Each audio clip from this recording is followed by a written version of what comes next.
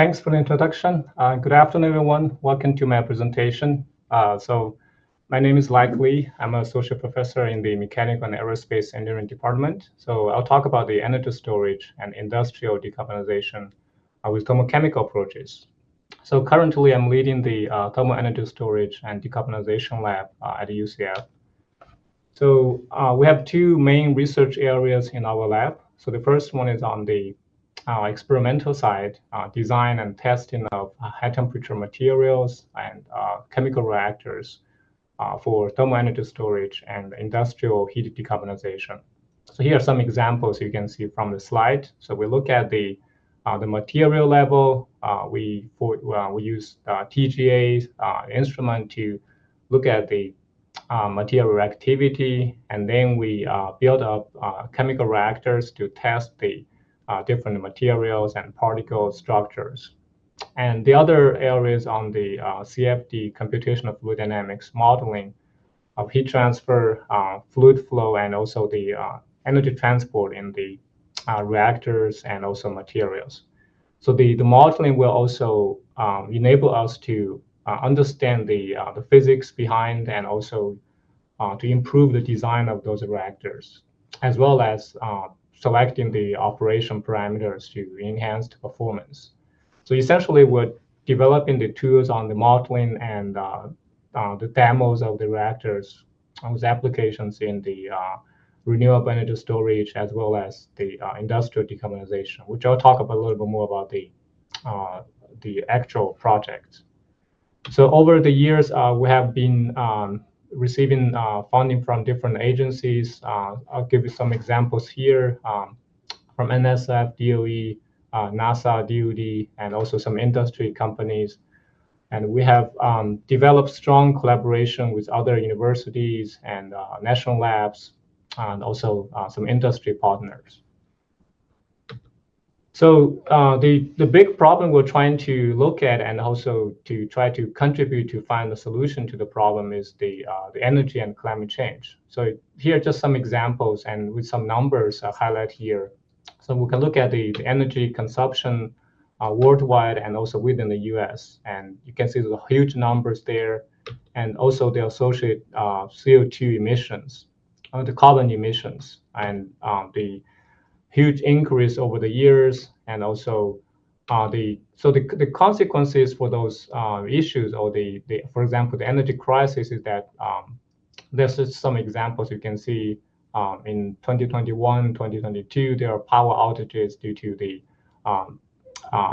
either from the weather conditions or other issues that caused the energy crisis. And for the climate change side, we can see the obvious temperature increase over the years and also the catastrophic consequences from those activities. So the particular solution, or one of the solutions, is to drastically deploy the renewable energy. So as you can see here, as one of the what we call the net zero economy, so the prediction to get a net zero by 2050, we need to have a significant reduction in the fossil fuel-based energy consumption, and also the very sharp increase in renewable energies. And for renewables, we know there are several issues. One of them is that they are geographically dependent, so that you have, for example, here you can see the different distribution of the solar incident flux on the global side. The other thing is the intermittency and all the mismatch. So here you can just see some examples. This is actually real data from California. So you can see the power demand and also the supply from the solar and wind. You can obviously see the fluctuation in the solar and wind and also the mismatch. So in order to provide renewable energy to all, we need to have energy storage so that we can store the energy when it's more than what we need, and also to transport renewable energy. So just to give you some comparison, so we're all familiar with battery storage. So what we are focusing on in our research lab is to look at a thermal energy storage. So this is, you can kind of consider as a thermal battery. So in the charging step, you can use solar power, you can use electricity or industrial heat to charge the, we call the thermal battery or the thermochemical reactor. And then in the discharge step, you can reverse the process and release the heat that can be used to generate electricity or to produce industrial process heat. So there are a lot of efforts to look at the thermal energy storage, and I give an example here. This is the technical targets set up by the U.S. Department of Energy. This is based on the concentrated solar power storage. So you can see the very ambitious targets. You probably cannot see the actual numbers, but for the different components, there are very specific targets in order for this technology to be highly efficient and also cost effective. So we'll over the years, we've been fortunate to be able to participate in some of those programs, and we received funding in 2014 to look at a strontium carbonate-based thermal energy storage system. And in 2019, we have another project funded by the city office, look at the moving bed-based thermochemical reactor for storage. And in 2020, we looked at the 3D printed structure to enhance the thermal transport between the particles and in the heat exchanger. And in 2021, that fall, we looked at a particular solar receiver design that can improve the thermal efficiency and effectively heat up the particles to higher temperatures. And the recent project that we just got the award from DOE is by integrating the different components and propose a energy system and perform the on-site demonstration. So which I'll talk a little bit more in the next slide here. So I would like to introduce a little bit more about the technology of thermochemical energy storage, which is the current focus in our group. So you can see from the schematic here. So essentially, again, like a battery, there are two steps, the charging and discharge step. So for the charging, we call the reduction step because it's an endothermic process. It's basically, it requires heat input. So you can use that heat from, for example, the concentrated solar power, or you can use an electric furnace powered by clean electricity. And that is a very energy intensive process. So in the second step, which is the discharge step, you can basically perform the reversible reaction. And in this particular case, it's a metal oxide, so it will be hungry for oxygen. You can just flow air through your reactor, and the exothermic reaction will take place and reduce a lot of heat. And that heat can be at very high temperatures, which can be used to drive the turbine and to have high efficiency power block and to produce electricity, or you can use that heat directly for different industrial processes. For example, for to produce steam and also for drying of food or other different applications. So this is in this particular project, we're trying to combine the thermochemical energy storage with CSP, the concentrated solar power system.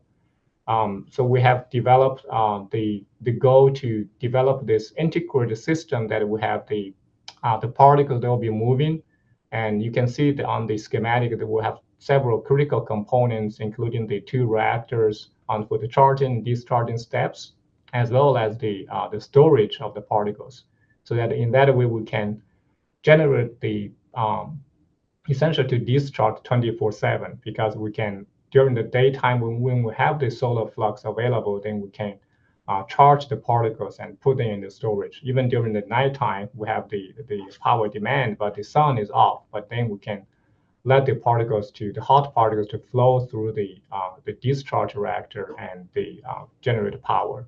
So this is the recent project that was led by UCF. So our objectives are to develop the reactors and also do the lab scale demonstration, and then to ship everything to Sandia that they can perform the actual on-site demonstration.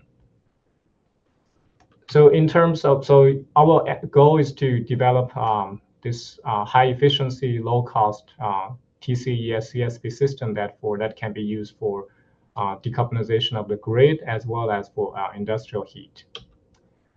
In terms of the capabilities in our lab right now, on the experimental side, we have a TGA that can go up to 1600 degrees C. We can precisely track the mass change and also the energy release and absorption in the material. And we have a box furnace and a mass spec to look at the synthesize the material as well as to look at the evolution of the gas species.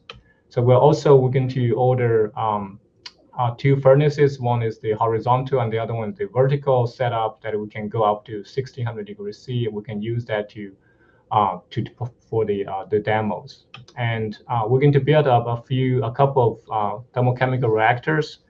The first one you see on the left is basically a packed bed reactor. It's a small scale reactor we're trying to build up in our lab, where you can use electricity to charge the reactor and then to perform the cycling. In the middle, it's what we call the electrically heated TCES reactor with we can again, but we're using the file bricks so that we can improve the system efficiency and also it will be a different chemistry and material involved here. And on the right, that's what I talked about in the previous slide about our current DOE project. We're going to have the integrated system. We'll look at the design of the different components and to test the individual prototypes, and then we'll perform the on-site demonstration in the second and the third year at the San Diego National Laboratories. So on the modeling side, we have developed different models at different scales. So the first example is on the micro scale model. So essentially, we can do the like CT scans of the materials or the samples, and then we do the 3D reconstruction to get the actual geometry, so that we can simulate the heat transfer, the gas flow, and also the chemical reaction within the structures. So on the particle level, we have developed discrete models so that we can simulate the movement of the individual particles. Also, of course, on the reactor scale, we have developed continuum models to look at the reduction reactor, oxidation reactors. And one thing I want to highlight here is that for all the models we have developed, we try to validate our models so that we can use that to improve the design at the next stage and also to predict the performance as well as to optimize the operation of the reactors. So I believe that's pretty much what I have. And in the end, I want to acknowledge the support from my group, the students, postdocs, and also my collaborators, and also the funding agencies. That's all I have. Thank you.